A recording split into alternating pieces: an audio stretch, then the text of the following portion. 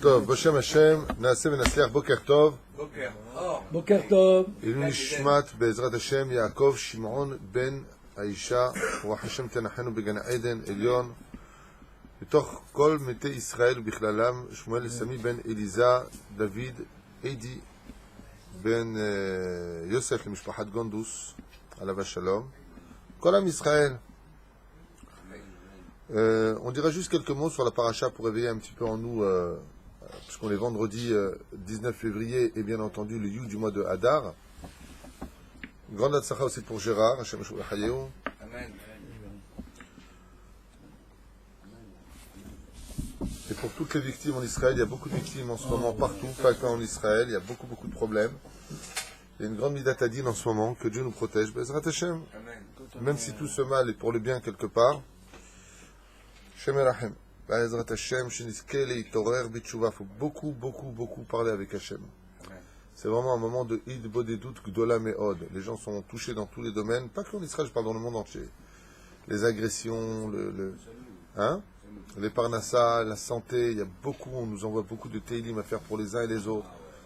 Toute la journée, il faut prier pour un tel enfant qui vient de tomber dans le coma, un tel enfant, ceci, cela. Donc il y a, et d'autre côté, grâce à Dieu, il y a plus de 300 Brit Milot Bli Ain Hara par jour en Israël. 300 000 300 Brit Milot par jour. Il y a 300 garçons qui naissent tous les jours en Israël. Baruch Hashem, Baharban Mkol Am Belashon, c'est que les garçons, on ne parle pas des filles. On ne parle pas des androgynes, je ne sais pas s'il y en a. Avant quoi qu'il advienne, Baruch Hashem, il y a beaucoup de très bonnes choses aussi en Israël. Mais là, on parle essentiellement des problèmes bémet qui sont d'ordre délicat et difficile. Shem Erachem. C'est la Géoula, comme ça. Quand une femme va accoucher, dès qu'on voit la tête, elle commence à hurler parce que c'est le moment le plus difficile, donc elle hurle très fort. Le chiffre que vous avez donné est nifla. Pardon? Le chiffre que vous avez donné est incroyable. 300 pilotes.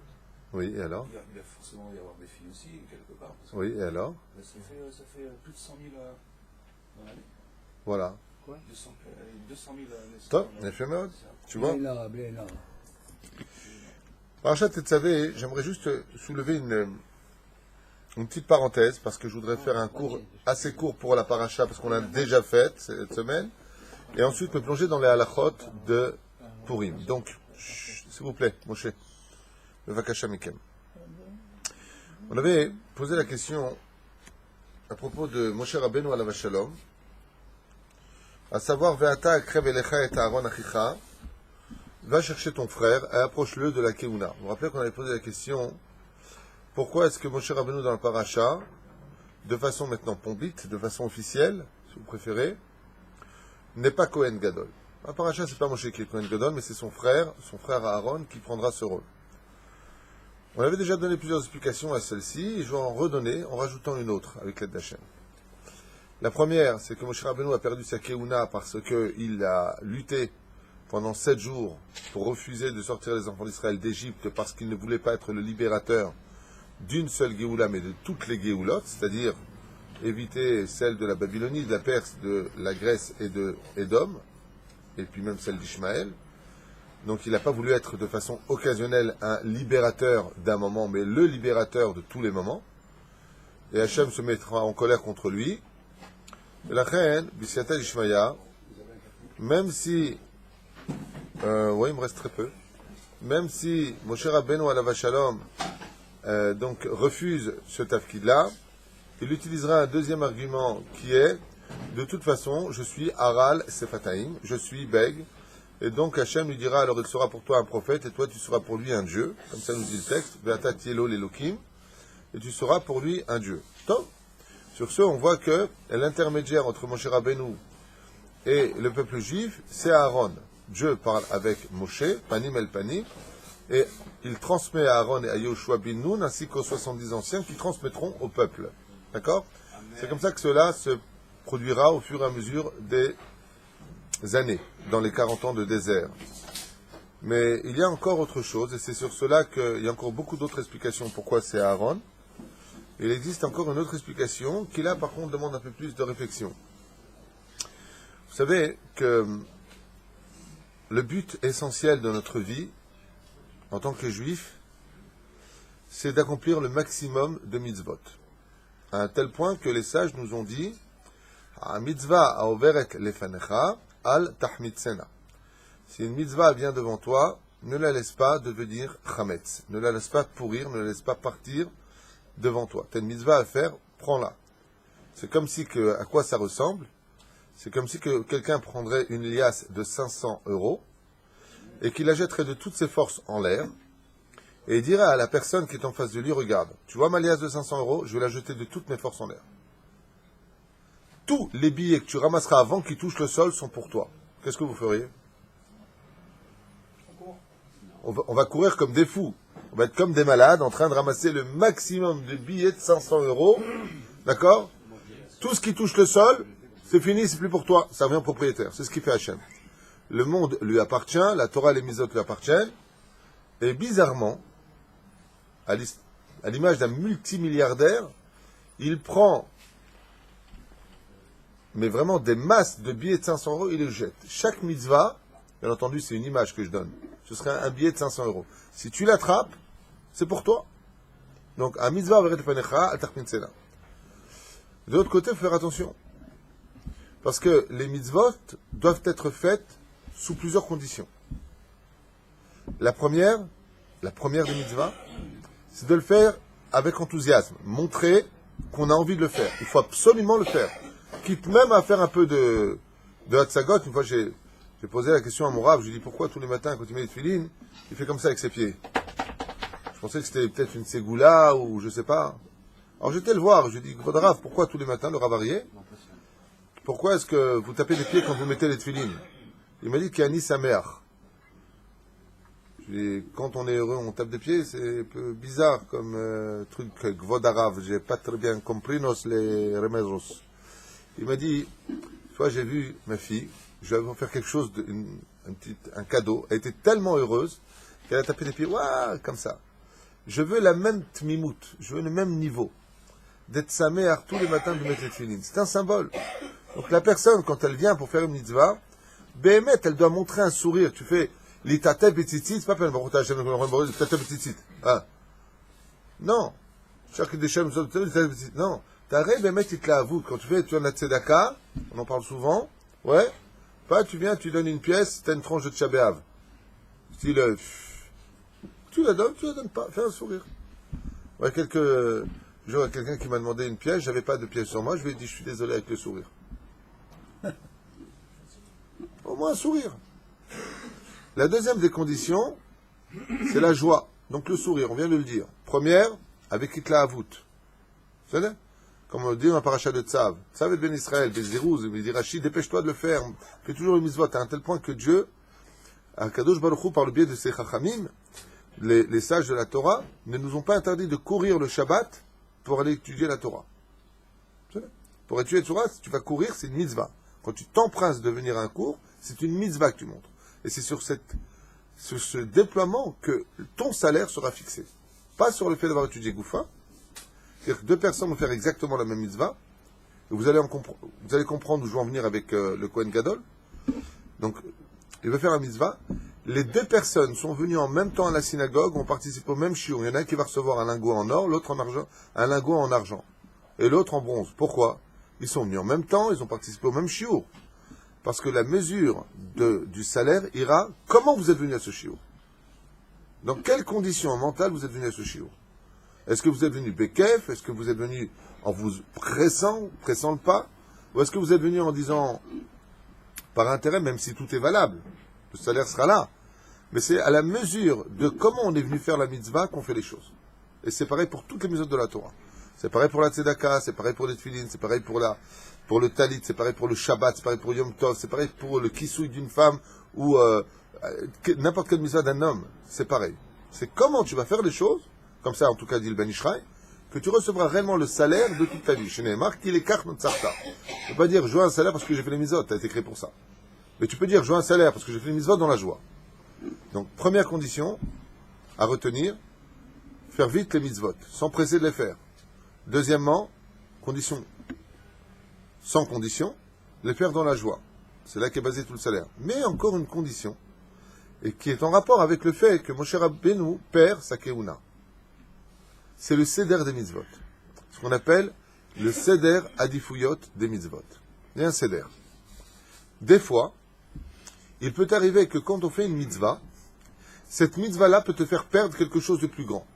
C'est pour ça que le Shulchan Aruch nous met en garde sur l'accomplissement des mitzvot. C'est pour ça qu'il faut absolument aussi étudier la Torah, pour savoir comment, avec l'aide d'Hachem, je vais pratiquer ce qu'est les mitzvot sadiques. Les mitzvot. Prenons une des mitzvahs des plus grandes de toute la Torah, des plus merveilleuses, et surtout une des plus grandes nechama pour la famille. Ça s'appelle mitzvat hashevat kala. Vous connaissez cette mitzvah-là? Faire un shidur, présenter deux personnes, c'est une énorme mitzvah, qui est la mitzvah d'ailleurs que le Créateur du monde a pris pour lui-même. Qu'est-ce que fait Dieu depuis, dit le Midrash, qu'il a créé le monde? Mais avec Zivugim, il marie les couples. Donc le fait de se marier, le fait de présenter quelqu'un si ça marche, c'est une mitzvah très très grande et la tradition voudra que le couple apporte un cadeau à celui qui les a présentés. Tellement ce cadeau est grand qu'il faut même l'acheter ce cadeau. Donc faire une petite enveloppe ou offrir un cadre, quelque chose à la personne. C'est une tradition, pas une obligation. On dit que c'est bien. Tov. Mais il y a une mitzvah qui est encore plus grande que celle que de présenter un homme à une femme. Laquelle? Si chas v'shalom, que Dieu nous protège de cela, il y a une déchirure dans le couple, que ce couple a divorcé, il y a une mitzvah qui est encore plus grande, c'est de ramener sa femme sous la choupa. De tout faire pour que ce couple se remarie. Bien entendu, attention, à la condition où il n'y a pas eu de tromperie quand la femme était mariée avec son mari. Si chas v'shalom, une femme mariée a trompé son mari, qu'il divorce, il n'y a aucune mitzvah de ramener cette femme à son mari. Aucune mitzvah. C'est même un issour, celui qui ramène cette femme à son mari, est responsable d'une union qui est interdite tous les jours. Donc ne fais pas cette bêtise. Va voir un chacham et pose la question. Il y a toujours le joker de dire ouais mais enfin bon, son mari l'a pas cru, il n'y avait pas de témoin. Ah ben c'est non nachon. Maintenant qu'ils ont divorcé, qu'est-ce que tu la ramènes? Il y a eu tromperie, on le sait. Il n'y a pas eu de témoin, mais on le sait. Ils ont divorcé, chacun son chemin. Ah ben, les tsarens ou arabes, c'est pas comme ça que ça se passe. Les gens font des erreurs. Pourquoi? Parce qu'ils pensent toujours faire mieux que les choses. C'est le cours de... Enfin, c'est le cours. C'est ce que j'essaie de vous expliquer. En ce qui concerne Moshe Rabbeinu va commettre, non pas une erreur parce que tout vient d'Hachem, mais dans son empressement de l'accomplissement des mitzvot de la Torah pour toutes les accomplir, il va se heurter à une situation où il perd quelque chose. Alors que le but des mitzvot, c'est quoi? Mitzvah, goreret mitzvah, nous dit la deuxième Mishnah du 4e chapitre de Masechet Avot. La mitzvah doit engendrer une mitzvah. Et si tu veux savoir si ce que tu fais est bien ou pas bien, c'est très simple. Vois si après la mitzvah que tu as fait, tu as encore une mitzvah à faire. Si tu fais une mitzvah, le mec par exemple, il fait une tzedaka, il fait une belle mitzvah, il se retourne après et il fait du lashon hara sur une personne. Il a fait une avera. C'est qu'il y a un problème dans sa mitzvah. Il n'a pas fait la mitzvah de tzedaka comme il aurait pas dû le faire. C'est la avera dans la mitzvah qu'il a emporté. Ce que je suis en train de vous dire est très profond, sachez-le. Parce qu'on peut faire des mitzvot en faisant des avérotes. Comme par exemple, donner à quelqu'un en l'humiliant. Peu importe ce que tu vas faire, hein, là je m'arrête à la tzedaka, mais ça peut être dit sur autre chose. Quelle erreur d'après vous aurait fait Moshe? Après tout ce que je viens de vous dire, donc je vous ai déjà donné la réponse, vous avez bien compris. Quelle erreur aurait fait Moshe en faisant une mitzvah qui l'aurait fait perdre une autre mitzvah?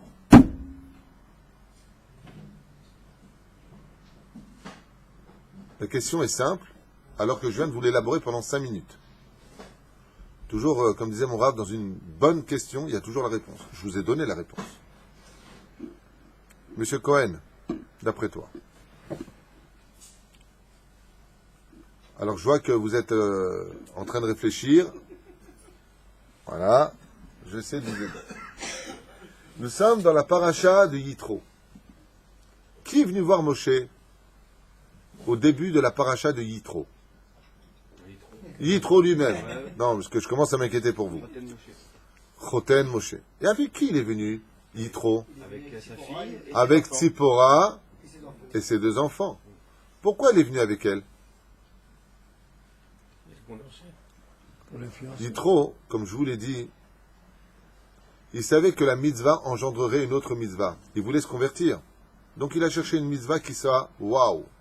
une mitzvah qui soit super, waouh, pour que la conversion vienne après. Mitzvah, goreret mitzvah. Je sais ce que je vais faire, a dit Yétro. Quelle est une des mitzvot les plus grandioses de toute la Torah que Dieu aime tellement? Rapporter une femme qui a divorcé selon les lois d'Israël, ils ne se sont pas entendus, tu la ramènes, tu leur fais un shlom bayit et tu les remaries. C'est encore plus grand que les mariés la première fois. C'est bien.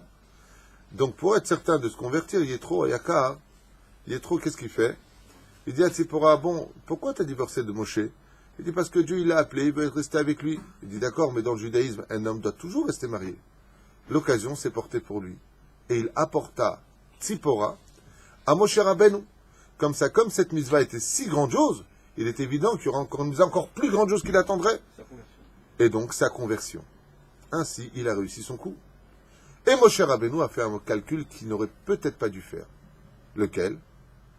C'est que Moshe, jusqu'à cette période, était le Cohen du peuple d'Israël. Il était lui l'élu.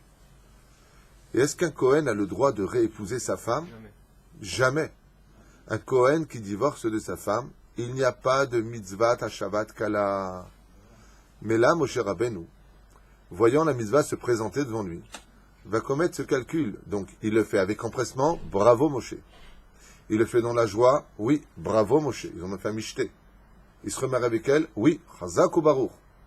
Seulement, quand tu arrives à la paracha qui suit, qu'est-ce que tu lis? Paracha de Tetzavé, donc il y a Pishpatim entre-temps, que lui, il lui dit maintenant Hachem, Ve'ata, et toi Moshe? C'est-à-dire quoi, et toi? Ben toi, tu n'es que Moshe maintenant, tu n'es pas Cohen. Il dit pourquoi? Moshe, il a dit pourquoi, Hachem? Il lui dit pourquoi t'es pas Cohen? Parce que tu t'es disqualifié en tant que Cohen. En réépousant ta femme, tu m'as montré que tu n'étais pas un Cohen. Parce que si tu t'étais comporté comme un Cohen, tu aurais dû dire à Yitro, désolé, je ne peux pas réépouser ma femme. Car un Cohen ne peut pas réépouser sa propre épouse, car il ne peut pas se remarier avec une femme divorcée. On avait reçu Matan Torah. Cohen Gadol. Hein? Il y avait eu Matan Torah. Oui, Vadaï. Ah, il a fait, tu as une très belle réflexion, monsieur le Cohen. Est-ce qu'il y avait ou pas Matan Torah? Oui, c'est après Matan Torah. La reine Moshe Rabbeinu perd sa keuna, il lui dit, Vata. Ici, Akrev Elecha approche maintenant vers toi, elle est Aaron. Aaron est marié avec Elisheva. Lui était resté donc marié avec elle, il n'avait pas de problème. Aval Moshe Rabbeinu alav shalom, ibed et keuna. Comme c'est marqué ici, Umidin Torah Kohen asur bergrusha, velekach nitna keuna le Aaron achiv. Étant donné, comme ils disent les Chachamim ici, étant donné que Moshe s'était remarié avec Tzipora, il avait montré à Hachem que quelque part, il ne voulait pas de la Keuna, et Moshe se retrouvait piégé. C'est pour cela que, quand une personne arrive à l'âge de 13 ans et un jour, on appelle ça un Khatan Bar Mitzvah.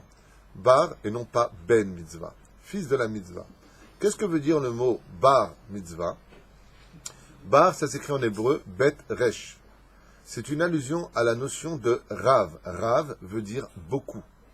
Soit un homme qui va ramasser beaucoup de mitzvot. Seulement fais attention. Bar veut dire en dessous. D'où est-ce que tu apprends ça? Du mot ben. Si on appelle la personne fils, c'est qu'au-dessus, il y a le père. Donc le ben étant toujours en dessous. Les émaches et katouv. Tu es bar mitzvah. Sois toujours en dessous de la mitzvah pour bien observer toute la mitzvah. Est-ce que la mitzvah que tu vas faire ne va pas engendrer une autre mitzvah que tu aurais pu prendre, mais que tu as perdu à cause de celle-là? Même si la Mishnah nous dit, la Gemara nous dit, Asok be mitzvah, patur mina mitzvah. Celui qui est préoccupé à une mitzvah et quitte de l'autre mitzvah. Aval, malgré tout, il y a un seder adifuyot. Et là, Moshe Rabbeinu alav shalom, pour accomplir une mitzvah, dans ce cas précis, a perdu une plus grande mitzvah, celle de représenter tout le peuple juif, ou pas son couple, ou sa famille, et s'est disqualifié de la Keuna. Voilà. Je voulais juste cette parenthèse pour un paracha. Je continue encore 2 mots sur un paracha avant la lachot. Ça, là, vous voulez, alors on avance.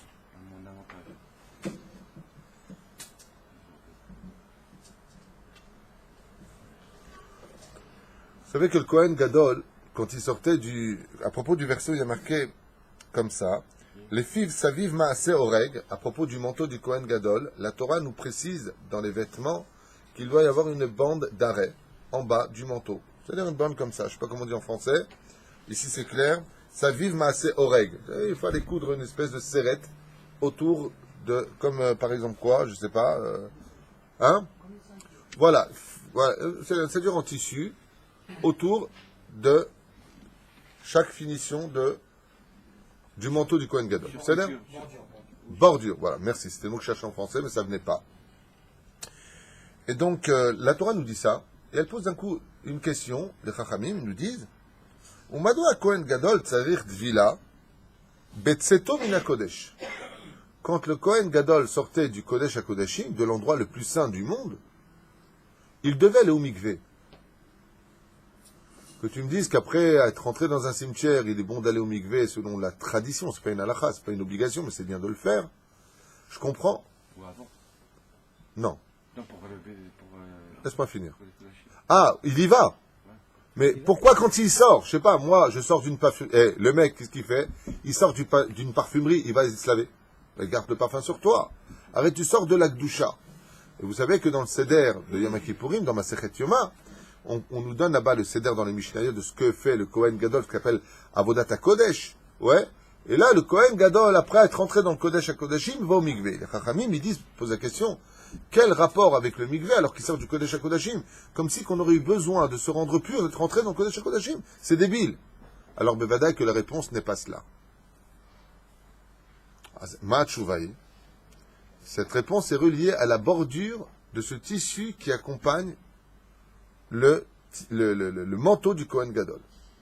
Umaï Nafkamina, qu'est-ce qu'elle a de particulier, cette bordure?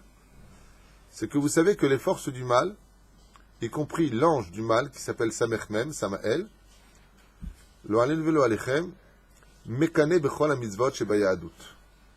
Comme le dit Rashi, que le serpent était jaloux. Le Satan est jaloux, énormément jaloux de ceux qui pratiquent les mitzvot de la Torah. Et plus tu vas t'avancer vers Hachem, et plus ton Yetzer Hara va être jaloux de ce mérite que tu as de servir Hachem. Ce qui fait que le Kohen Gadol, quand il sort du Kodesh à Kodashim, l'ange de la mort, Samechmem, qui n'a pas pu pénétrer parce que cet homme était Kadosh au niveau de la pensée, de la parole et de l'action, vient se jeter sur lui pour déchiqueter ses habits. Seulement, comme il y voit une bordure, ordonnée dans la paracha de la semaine, puisqu'il y a marqué, encore une fois, Dieu dit, les fils saviv maaseh oreg, lo ikra, mazé lo ikra, tu ne le déchireras pas. À qui parle Dieu quand il dit tu ne le déchireras pas? Tu imagines le Kohen Gadol, il sort du Kodesh à Kodashim, il dit, bon, les mecs, j'en ai marre, je déchire. Mais qui? À qui est dit cette phrase dans la Torah, que Dieu dit tu ne le déchireras pas? Pas au Kohen, à l'ange de la mort. Il interdit donc à l'ange de la mort de déchirer ce vêtement. Pourquoi? Parce que les vêtements représentent les mitzvot de la Torah, on a fait déjà un cours sur ça, mais parce que le Satan est mécané. D'accord? C'est pour ça que dans toutes les mitzvot de la Torah, il faut toujours donner un petit chélek au Satan, qui te laisse tranquille. C'est là. Et peut-être aussi, parce que dans Rafat, il y a marqué que les chidim, ils sont en bordure de tous les vêtements. C'est-à-dire dans les... Hein? Absolument. Les chitsonim sont toujours en bordure des vêtements. C'est pour ça qu'il faut toujours secouer son talit, ses vêtements, comme les précieux du Ben Ishraï, dans Ilchot Ben Ishraï, Shana Rishona, Parashat, Bereshit et Noach. Là-bas, il précise, il faut toujours secouer son vêtement, comme on le fait d'ailleurs à Birkat Alebanak, où on le fera Bli Neder, Motzei Shabbat. Parce qu'il faudra faire Birkat Alebanak, Mirtzeh Hashem. Lachen, Bisiata Dishmaya.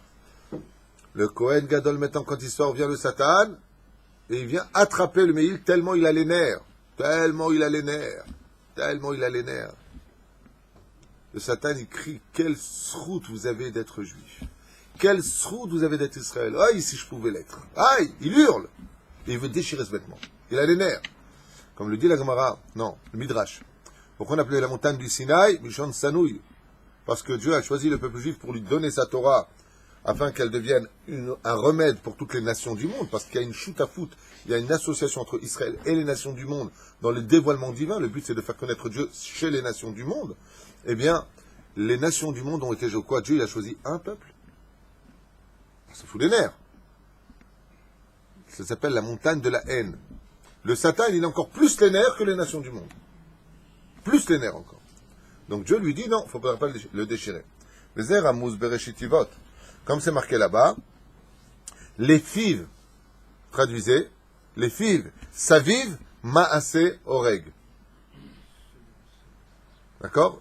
Selon le tour du manteau, tu mettras le contour, la ceinture, la bordure. C'est-à-dire, les initiales sont Lamed, les fives, Saviv, sa mère. Maaseh Mem. Oreg Aleph. Qu'est-ce qu'on a obtenu? Le nom de l'ange de la mort, Samer Mem. Comme ça disait Chachamim. Tu vois que dans les initiales, Dieu il dit fais attention, pourquoi? J'ai créé un serviteur, comme il dit ici, Omash et Tiva Hashem ala Safa chez la Meil, tout comme le créateur du monde a donné un ordre. Mais pourquoi Dieu a fait ça? C'était pas plus simple de dire à l'ange de la mort, ne touche pas le manteau. Maintenant on a compris pourquoi il va au mikvé le Kohen Gadol. Pourquoi? Pour se débarrasser de... Non! Non! La tombe de qui? De Samer Mem. Pourquoi? Parce qu'il est sur les points des vêtements. Il a fait Mérod. Parce que le Samer Mem, malgré l'ordre divin de ne pas le déchirer, il pose ses mains sur le manteau et il les retire parce que Dieu lui a montré qu'il ne faut pas le déchirer. Il a fait une bordure. Donc le Kohen Gadol, il dit si Dieu a fait une bordure, c'est pour ne pas que ça se déchire. La bordure vient renforcer. Donc je ne peux pas le déchirer. Mais il a posé ses mains dessus. Alzeo Merlo, lech la mikveh achar. Pour te débarrasser de la Touma, pour te débarrasser du toucher du Samech même, l'ange de la mort lui-même, qui a osé toucher ton vêtement, parce que l'ange de la mort, vous savez que le jour de Kippour, n'a pas de pouvoir, il n'a pas de comment dire, il n'a pas de possibilité de les quatre règles, de nous accuser, mais il essaie de s'approcher, il essaie de voir, il essaie d'enregistrer, il essaie de faire quelque chose. Et en réalité, c'est pas parce qu'il sort du Kodesh à Kodashim qu'il va au mikvé, pas du tout. Le mikvé le plus grandiose du monde, c'est de rentrer dans le Kodesh à Kodashim. Mais c'est parce que quand il en sort, l'ange de la mort le touche. Les Moussar Eskel. C'est parce que quand il en sort, l'ange de la mort touche ce vêtement, il ne peut pas le déchirer, que là, il se devra d'aller au mikvé pour changer ses habits et continuer son service divin. Je suis plus content de voir vos visages comme ça rayonner en apprenant ce genre de choses. Vous êtes tous assez... Parce que ça fait comme des années que vous étudiez la Torah et en fin de compte, on a toujours l'impression qu'on l'a jamais étudié, quoi. Il y a toujours et encore et encore. Mais comment c'est possible d'imaginer une fraction de seconde que un humain aurait pu écrire la Torah, quoi. C'est impensable. Vous vous rendez pas compte? Ça fait plus de 3000 ans qu'on étudie cette Torah donnée des cieux depuis le Har Sinaï. Et ça fait plus de 3000 ans que des milliers, voire peut-être 1 million de livres ont été écrits sur ces commentaires, avec des références et des choses qui ne demandent pas d'émouna. Il suffit de regarder les codes de la Torah, les initiales, la façon dont les choses sont dites. Et tout est tellement beau. Franchement, Chazak ou Baruch Hashem. Bémet, Kol HaKavod Hashem. Il nous a donné une Torah qui nous met en émoi tout le temps, tout le temps, tout le temps. Tout le temps.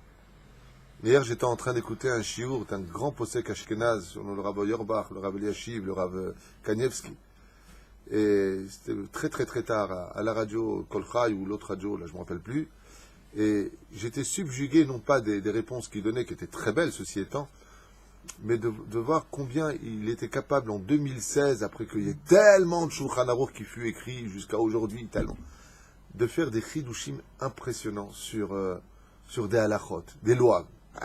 Tu fais ton code de la route, imagine, tiens, on va ouvrir des chavrutot sur le code de la route. Alors le feu rouge. Oui, mais si le feu rouge, il est moins rouge que l'autre feu rouge d'à côté, est-ce qu'on passe ou pas? Ça s'appelle orange. Non, mais orange, c'est orange. Le rouge, ça d'avoir que... Combien tu peux discuter d'une chose? Combien? En sauf la davar. Et le plus marrant, c'est de savoir qu'au Gan Eden, on continue ces mêmes conflits à l'infini. En sauf la en sauf. Il n'y a pas de fin à la Torah. En sauf. Bon, je dis ça vraiment par amour, par respect pour Dieu, parce que en voyant vos visages, j'ai vu que vous étiez mamash meot smechim. Encore un, on fait la halachot. Encore un. Allez, voilà. Allez, un petit petit pour la route. Veshachanti betor bene Israël, il dit Hachem, Veshachanti, c'est remez à quoi? Ou 410 ans. 410, c'est Gematria Kadosh. Le premier temple fut le temple le plus kadosh de tous les temples de l'histoire, jusqu'au troisième qui sera encore beaucoup plus kadosh et sera éternel. Et où est-ce que c'est marqué Veshachanti? Shachan, Ti. Il faut le lire en deux mots. Veshachanti, Shachan, je réside. Dans quoi? Dans Ti. Ti, c'est Taf, Yud. Taf 400, Yud 10. Veshachan, Ti. Je me résiderai parmi vous durant 410 ans. Ensuite, il dit Betor. Mazé Betor. On met pour Otiot, Botor. Betor. Si vous regardez bien les initiales, les lettres, Tor. Betor, ça fait combien en tout? Taf, Kaf. Bo, Bet, Vav. Tor, Taf, Chaf. Taf, 400. Chaf, 20. Combien de temps a duré le deuxième temple? 420 ans. Donc, Betor Béné Israël, Dieu fait une allusion en disant, Veshachanti, je résiderai parmi vous 410 ans. Betor, durant aussi 420 ans. C'est une allusion. Mais pourquoi dire une telle chose? On ne sait pas ça. Dieu a-t-il besoin de nous confirmer des choses? Alors pourquoi il le fait? Nous avons un klal, une généralité dans la halacha, qui dit, chers amis, la chose suivante. Hare arov le atot. On se doit toujours de suivre la majorité. C'est une généralité connue dans la Torah. Les nations du monde utiliseront pendant des décennies, toujours, comme on l'a vu avec Pappus et Rabbi Akiva, par exemple, oui mais les goïms, eux ils sont nombreux. Ils font tous ça. Pourquoi pas nous? Arrête, la Torah ne dit pas il faut suivre la majorité. Et c'est vrai que cet argument, il est hard. Alors Hachem, il dit Nachon. Mais la majorité absolue, c'est qui? C'est moi, il dit Hachem. Je suis l'entité par excellence de toutes les majorités du monde, puisque tout vient de moi. Alors le créateur du monde, il dit, n'allez pas selon les goïms. Veshachanti betor bene Israël. Je suis au sein du peuple juif. Donc si les nations du monde viennent vous dire tôt ou tard, vous devez être comme nous, vous n'êtes pas plus que nous, et c'est vrai qu'on n'est pas plus que personne, on cherche pas, on n'est pas des crâneurs ni chas v'shalom quoi que ce soit. Chas v'shalom. Au contraire, la grandeur de quelqu'un, c'est de se sentir toujours plus petit que les autres. Et des fois, on peut être encore plus petit que les autres. Il y a des médecins non juifs, grâce à Dieu, qui nous soignent. Il y a des médecins non juifs, il y a des gens qui ne sont pas de notre peuple, qui ont certainement rendu des grands services à Israël, qu'on ne se méprenne pas. Aval, si tu viens t'assimiler comme eux, alors viens, ce verset-là qui dit « Veshachanti betor bene Israël » et je vous le lis dans les commentaires des sages. « Vezeu shamar veshachanti betor bene Israël » yeh karov. Ben Israël, veillez lahem karov. ועל ידי זה הייתי להם לאלוהים, ואין כאן טענת רוב של אומות העולם. Qui ne viennent pas écouter les nations du monde en disant, regardez, nous sommes des milliards de telles religions, des milliards d'autres religions. Ça fait une allusion d'ailleurs au livre du Kuzari, de Rabbi Yehuda Halevi Alav Shalom, quand il lui dit, mais c'est impossible que Dieu ait choisi le peuple juif, vous êtes un peuple dispersé, petit, tellement peu important par rapport aux autres nations qui sont si puissantes, si grandioses, si nombreuses. Ce verset-là vient dire, justement, au roi des Kuzari, nous, Azma, qu'est-ce que tu veux dire? Vous, le peuple juif, devenez américain, devenez russe, devenez chinois, devenez quelqu'un de grand, rentrez, arrêtez d'être différent des autres. Et la réponse est donnée dans la paracha de Tetzavé. Il dit, peut-être que vous êtes plus nombreux au niveau quantitatif, mais nous, on est avec la majorité absolue, qui est le créateur du monde, car c'est marqué dans le Sefer Torah et non pas moi, c'est pas du chauvinisme, c'est pas style je me prends pour ce que je ne suis pas. De toute façon, je ne fais que transmettre les écrits de nos sages. Et moi, je serai pour vous Dieu. Donc, qui est la majorité? Dieu. Et ils sauront que je suis l'Éternel votre Dieu. Mais qui c'est? Et ils sauront? Les nations du monde. Comme quoi, Kadoush Baruch Hu a fait en sorte que le peuple juif, même s'il est tout petit, même s'il est entre guillemets miskin un petit peu, toujours à prendre ses valises, partir d'un pays à un autre pays, toujours en train de lui discuter s'il doit construire sa maison ou pas, est-ce qu'il a le droit d'exister sur cette terre ou pas, malgré tout, Akadosh Baruch Hu dit Ani, Shachanti Betochem, moi je suis avec vous les enfants d'Israël. Comme je dis souvent, mieux vaut manger une toute petite part de gâteau bien frais qu'une grande part de gâteau périmé. Je ne veux pas dire que les nations sont périmées, c'est pas ce que je veux dire. Je veux dire par là que le fait que Akadosh Baruch Hu s'associe à la notion d'être Am Israël avec le peuple juif, c'est quelque chose d'incroyable.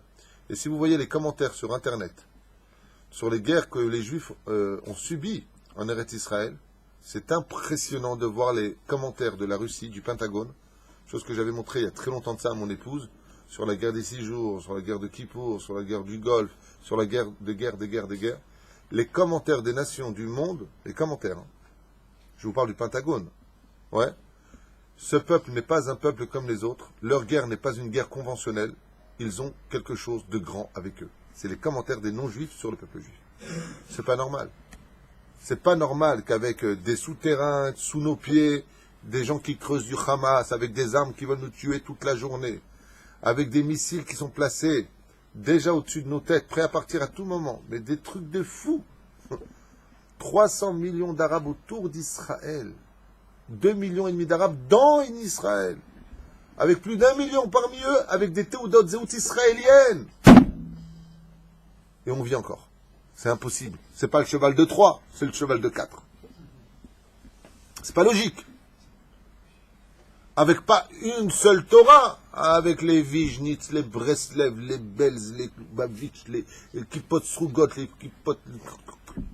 C'est pas style une armée claire, carrée, on marche tous dans le même pas. Chacun est dit, j'ai tout compris, toi t'as rien compris. Et avec tout ça, Israël Chai Vekayam. 68 ans, Rabotai. 68 ans. J'étais chez le maire la dernière fois, et il m'a montré dans son bureau une photo, entre guillemets, de Ashdod il y a 40 ans. Je suis pas parti loin. Je croyais que c'était l'Arabie Saoudite. Un désert, des dunes. Il n'y avait rien, mais quand je vous dis rien, c'est impressionnant. Et je lui dis, c'est quoi ça? Il me dit, ça c'est City. C'est là où on est. Je dis, mais non. Des dunes! Des millions de tonnes de sable. Du désert. Regardez dans quoi on vit aujourd'hui. Pour moi, Ashdod est une des plus belles villes de tout Eretz Israël. Ça fait 30 ans que je suis là, je les ai presque toutes faites. Au niveau propreté, agglomération, largeur des villes. Magnifique ville. J'ai l'impression d'être à Los Angeles d'ailleurs. Au niveau, c'est encore plus beau que Los Angeles, mais... Non, c'est vrai, je suis très sincère. C'est très beau Ashdod. Franchement, c'est très beau. C'est pour ça qu'on est là. Il y en a un qui m'a dit, je suis là pour vous, moi. Mais bon, c'est pas une blague. C'est vrai. Il a eu les deux.